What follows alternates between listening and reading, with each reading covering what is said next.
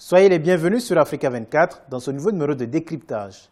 Le Maroc a organisé du 30 octobre au 1er novembre 2017 une réflexion avec plusieurs pays africains pour élaborer des politiques migratoires coordonnées afin de défendre au mieux les intérêts de l'Afrique dans le débat international sur la crise migratoire. Pour parler de ce défi mondial de la migration, Décryptage reçoit pour vous Mme Louise Arbour. Elle est la représentante spéciale du secrétaire général des Nations Unies pour les migrations. Quelle est la politique des Nations Unies en matière de migration et qu'en est-il du pacte mondial sur la migration? La politique comme telle est en train de s'élaborer. Les États membres des Nations Unies, l'an dernier, dans le contexte de la déclaration de New York, ont décidé de lancer un processus pour se doter d'un pacte mondial sur la migration et d'un autre pacte sur les réfugiés. Et tout ça devrait être mis en œuvre à l'automne 2018.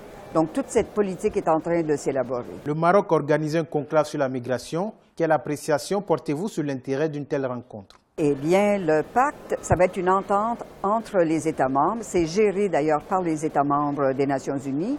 Le président de l'Assemblée générale des Nations Unies a délégué à deux diplomates, représentants de la Suisse et du Mexique, le mandat de mettre en place une série de négociations. Les négociations vont commencer au début de l'année 2018 et à la fin de l'année, on devrait avoir une entente.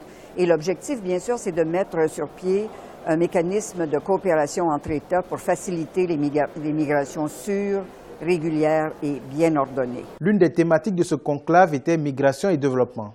Comment mettre au cœur du développement la migration qui est souvent perçue comme source d'insécurité?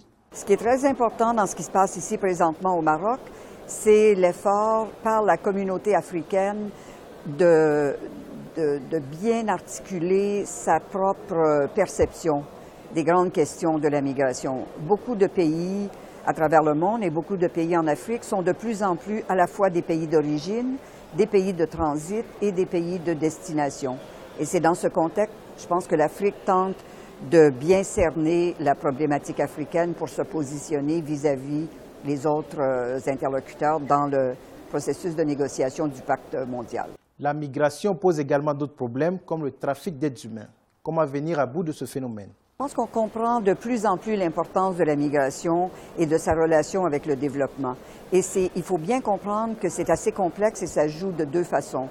D'une part, il est indiscutable que la migration est un facteur qui aide au développement, en particulier par l'importance des transferts d'argent que les travailleurs migrants qui sont à l'étranger renvoient dans leur pays d'origine. Dans certains pays, ça a un impact énorme sur l'économie nationale et c'est un facteur, en fait, qui aide beaucoup au développement. De la même façon, plus les pays se développent, plus ils offrent à leur population la possibilité, dans certains cas, d'aller, par exemple, travailler à l'étranger ou se déplacer pour perfectionner leur qualification professionnelle. Et donc, il y a un engrenage très positif dans tous les cas entre la migration et le développement.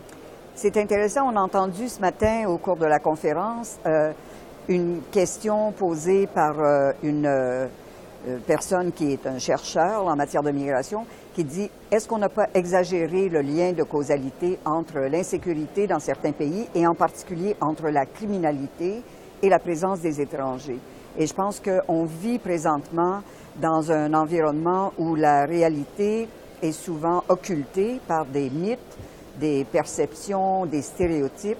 Et donc, le processus dans lequel la communauté internationale s'est engagée devrait, entre autres, questionner de façon assez profonde cette perception qui n'est vraiment pas documentée, à savoir que les étrangers, de façon générale, et en particulier les migrants en situation irrégulière, sont des sources principales de criminalité, ce qui n'est pas du tout. Les politiques nationales de migration ne sont-elles pas un handicap dans l'élaboration d'une politique commune qui puisse gérer convenablement et de façon durable la migration?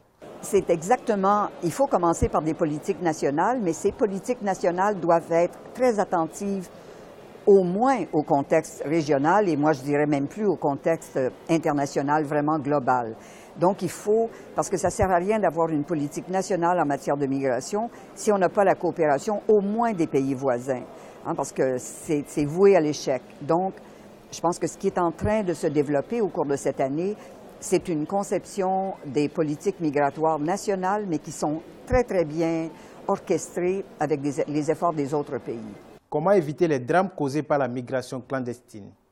Les drames qui sont causés en grande partie dans le contexte de la migration irrégulière, qui ensuite favorise tout un réseau de criminalité, de passeurs, de trafiquants. La première chose à faire, moi je pense, d'abord, c'est d'offrir une aide humanitaire à ceux qui sont maintenant les victimes de cette situation désespérée.